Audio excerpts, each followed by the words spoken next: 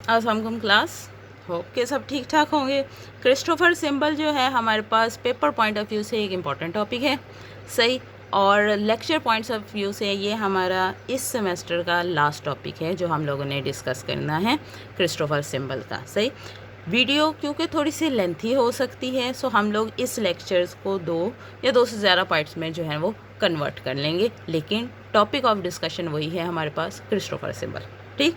Christopher symbol basically अगर तुम देखो तो इस नोटेशन को बेसिकली कहा जाता है हमारे पास क्रिस्टोफर सिंबल।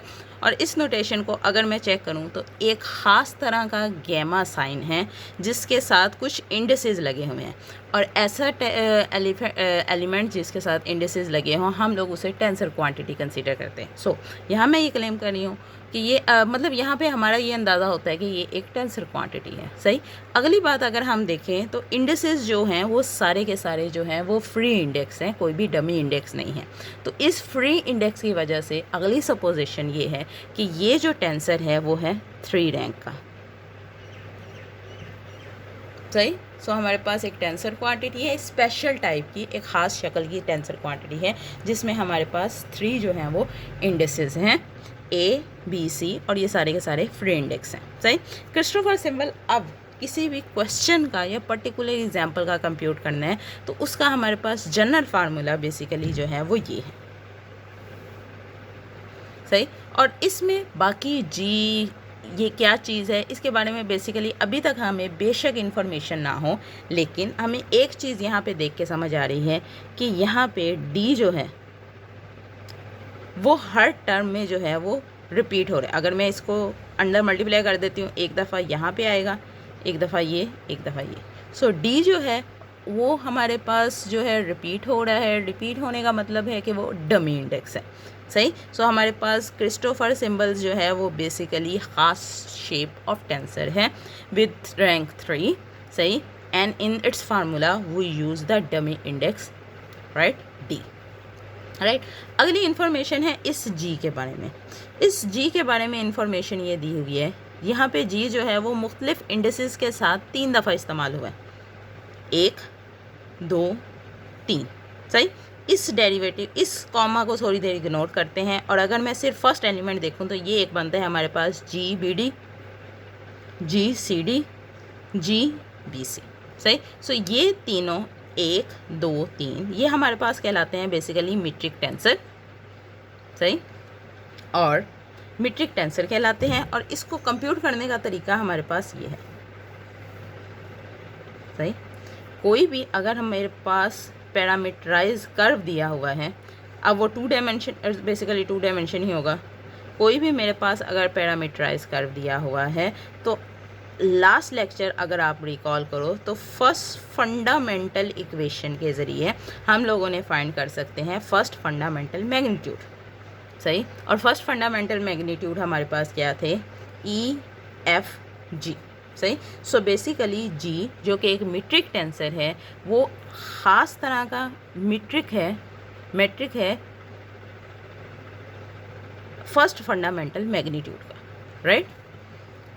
नेक्स्ट चीज़ हम लोगों के पास ये चीज़ डिस्कस हो गई कि ये क्या चीज़ें हैं, सही। ये जो है हमारे पास मीट्रिक टेंसर है, और अगर इसे फाइंड करना है तो हमें प्रीवियस वैल्यू जो वीडियो है उसकी मदद लेनी पड़ेगी जिसमें हमने ई एफ जी फाइंड करना है, सही। अगली चीज़ हम लोगों के पास एक ये तो चीज़ समझ आ गई, एक ये ख़ास तरह का फ़र्क है। यहाँ पे जो जी था मीट्रिक टेंसर था वो कोवेरिएंट टेंसर था, लेकिन ये एकदम कॉन्ट्रा बन गया, सही। सो बेसिकली ये जो कॉन्ट्रा वेरिएंट टेंसर है वो इस कोवेरिएंट मैट्रिक्स का जो होता है वो इन्वर्स होता है, inverse of a metric tensor. अब मीट्रिक टेंसर जो है वो एक मीट्रिक है हमारे पास 2/2 का। इसका इन्वर्स फाइंड करना जाहिर सी बात है हम लोगों को आना चाहिए, एडजॉइंट ओवर मैग्नीट्यूड, सही। किसी भी ए का जब हम इन्वर्स फाइंड करते थे तो वो बेसिकली क्या होता था, एडजॉइंट ओवर इट्स मैग्नीट्यूड। सो क्योंकि ये भी एक वेक्टर एक मैट्रिक है ए का, जी ए बी का, इसका इन्वर्स फाइंड करने का भी एग्जैक्ट वही स्टेप है, सही। So again ji A B जो था वो एक मैट्रिक है, सही। और ये कोवेरिएंट मैट्रिक टेंसर जो है जब कंट्रा में चेंज होता है तो बेसिकली वो क्या होता है हमारे पास इन्वर्स ऑफ अ मैट्रिक कहलाता है, सही। सो हम लोगों ने इस फार्मूले में जो चीज़ थी GAB ये भी देख ली, GAD भी देख ली। अब जो चीज़ इग्नोर कर रहे हैं वो है हमारे पास ये बेसिकली C। सही। यहाँ पे जो कॉमा है वो पार्शियल डेरिवेटिव को शो करता है। अगर किसी भी इंडिसेस के दरमियान टेंसर पॉइंट ऑफ व्यू से किसी भी इंडिसेस के दरमियान अगर कोई कॉमा लगा हुआ है तो वो बेसिकली इसका ये मतलब होता है it's a partial derivative of GBC with respect to A x है। इट्स अ अगेन कॉमे का मतलब है पार्शियल डेरिवेटिव। अगर किसी भी मीट्रिक टेंसर पे कॉमा लगा होगा सो इसका मतलब है कि it's a partial derivative of GBC with respect to first component A, जो भी हमारे पास कंपोनेंट होगा, राइट। अब फॉर एग्जांपल मेरे पास कोई गैमा फंक्शन है R। सही। तो इस एग्जांपल डिस्कस कर लेते हैं। मेरे पास कोई गैमा फंक्शन है RUV which is basically equal to U plus V into U0। सही। हम लोगों ने इसका EFG फाइंड किया। मेक श्योर कि आप लास्ट वीडियो जो है वो देख के यहाँ तक पहुँचो, क्योंकि अगर आप लास्ट वीडियो नहीं देखोगे तो आपको ये नहीं समझ आएगा कि ये EFG कहाँ से जनरेट हुए हैं, राइट। अब क्योंकि मैं सपोज कर रही हूँ जनरल बात करूँगी, मैं जैसे ही लेट से इनका ग्रेड JAB फाइंड करती हूँ सो वो कोई हमारे पास इस तरह की वैल्यू आ जाती है। Late say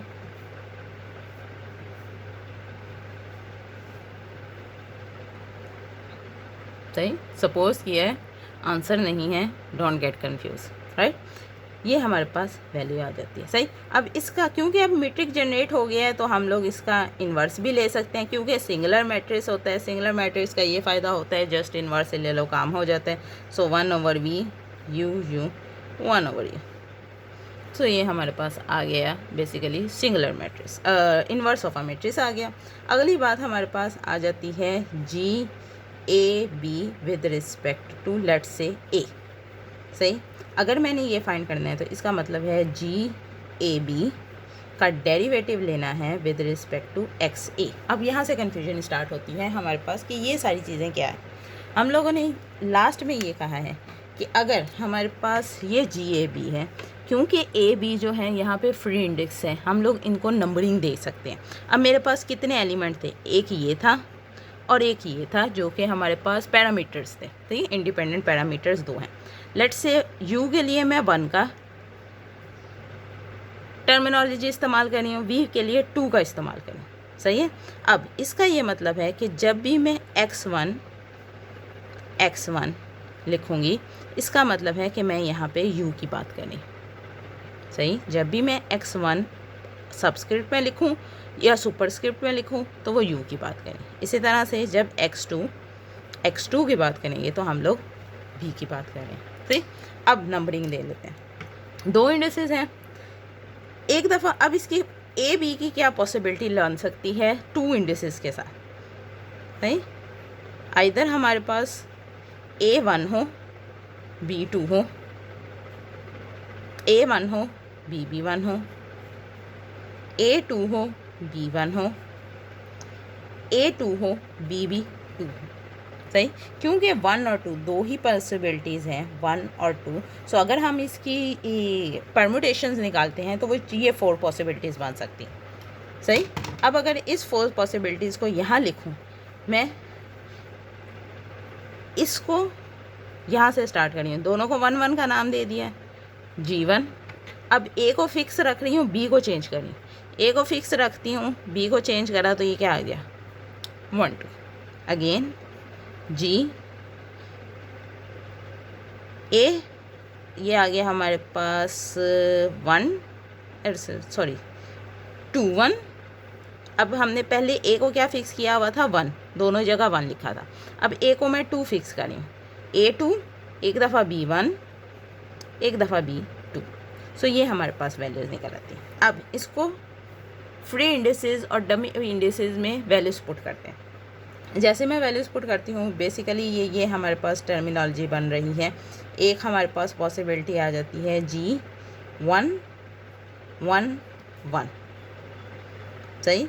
A equal to 1 equal to B, अगर ये दोनों हैं तो ये G1 1 which is basically equal to partial G11 over partial x1। अब वैल्यूज पुट करने का टाइम है। पार्शियल अपनी जगह पे, G11 यहाँ पे किसके बराबर है, v के। पार्शियल अपनी जगह पे x1 के लिए हमने क्या कहा था, u। अगेन फिर से देख लो, अगर मैं जैसे ही इन फ्री इंडेसेस, डमी और फ्री इंडेसेस को रैंक दे रही हूँ, हमारे पास बेसिकली ये बन रहा है 111। G11 एक दफ़ा x1। आगे अगर हम वैल्यूज़ पुट करते हैं v और u, लेकिन यहाँ पे हम लोगों ने एक ये गलती की है कि ये, क्योंकि a जो है वो डमी इंडेक्स है, और डमी इंडेक्स का मतलब है कि इसमें समेशन लिखी जाएगी। मतलब प्रॉपर वे में अगर लिखूँ a, ये चीज़ हम लोगों ने लास्ट टाइम पढ़ी थी आइंस्टाइन समेशन कन्वेंशन में, कि अगर टेंसर में कोई डमी इंडेक्स है तो वो उसकी जो टर्मिनोलॉजीज़ जो होती हैं एक्सप्रेशंस की एडिशन के तौर पे लिखा जाएगा, सही, सम ऑफ कन्वेंशन, सही। सो इसको अगर मैं करती हूँ तो यहाँ पे हमारे पास सबसे पहले तो इसको एज इट इज़ लेने देती हूँ। इस पर समेशन लगती है तो आई वेरीज फ्रॉम 1 to 2, क्योंकि मेरे पास ये 2 इंडिपेंडेंट वेरिएबल्स का कॉम्बिनेशन था, GABA। एक ये लिखा जाएगा। अगला का G1B1 एक दफ़ा प्लस G2B1, राइट। ये हमारे पास बेसिकली बन रहा है आइंस्टाइन समेशन के बाद आंसर, राइट। ए के दोनों सम एक दफ़ा 1, एक दफ़ा 2। ठीक, अब हमारे पास इस इक्वेशन में b जो है वो फ्री इंडेक्स है, सही। सो फ्री इंडेक्स के हिसाब से अब दो मुख्तलिफ टर्म्स बनेगी। एक बनेगी मेरे पास A1A, सही, और एक बनेगी हमारे पास A2A, सही। एक दफ़ा b को 1 का नंबर दे रहे हैं, एक दफ़ा b को 2 का नंबर दे रहे हैं।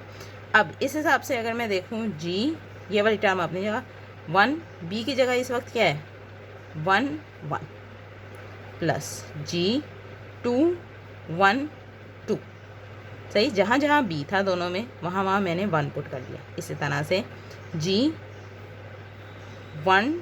2 1 प्लस G2 2 2, राइट। सो अब आगे वैल्यूज पुट करते हैं। सो G11 बेसिकली ये पार्शियल डेरिवेटिव था G11 का। G11 यहाँ पे क्या है v का, विद रिस्पेक्ट टू 1 हमारे पास क्या है u। सो ये बन गया partial v by partial u plus G21 हमारे पास क्या है 0, और अगर 0 का पार्शियल डेरिवेटिव लेती हूँ विद रिस्पेक्ट टू 2 तो अगेन 0 ही आने वाला है। सो एक चीज़, 0 का डेरिवेटिव एग्जिस्ट नहीं करता तो ये तो हमारे पास टर्म खत्म हो गई। लेकिन v का अगर मैं डेरिवेटिव ले रही हूँ पार्शियल डेरिवेटिव u के हिसाब से, तो v जो है वो u पे कतई डिपेंड नहीं करता, तो ये again 0। So answer will be 0, सही। इसी तरह से अगर मैं ये टर्म इस्तेमाल करती हूँ G12, अच्छा जी, पार्शियल 1 2 हमारे पास कौन सा है 0 1 के हिसाब से, मतलब u के हिसाब से, प्लस G22, ये G22 हमारे पास है GU, और इसका डेरिवेटिव लेना है 2, मतलब v के हिसाब से। अगेन दोनों टर्म हमारे पास हैं 0, सही। तो ये दोनों टर्म्स जो हैं वो हमारे पास 0 आ रही हैं। अभी मीट्रिक टेंसर में क्रिस्टोफर सिंबल में जो मीट्रिक टेंसर यूज़ हो रहा है उसको कैसे फाइंड करते हैं वो डिस्कस किया। क्रिस्टोफर सिंबल जो है वो अभी डिस्कस नहीं किया। नेक्स्ट कमिंग लेक्चर में, इसके नेक्स्ट जो मैं अपलोड करूँगी उसमें हम क्रिस्टोफर एक क्वेश्चन पूरा सॉल्व करेंगे, जिसमें अगेन इसको भी डिस्कस करेंगे और क्वेश्चन में इन टर्म्स को कैसे इस्तेमाल करना है वो डिस्कस करेंगे, सही। तब तक के लिए एक दफ़ा ये वीडियो सुन लो, एक दफ़ा प्रीवियस वाली वीडियो जिसमें हम लोगों ने फर्स्ट फंडामेंटल फॉर्म डिस्कस करनी है, एक दफ़ा वो सुन लें आप। उसके बाद जो है नेक्स्ट लेक्चर अपलोड कर देंगे। थैंक यू, अल्लाह हाफिज़।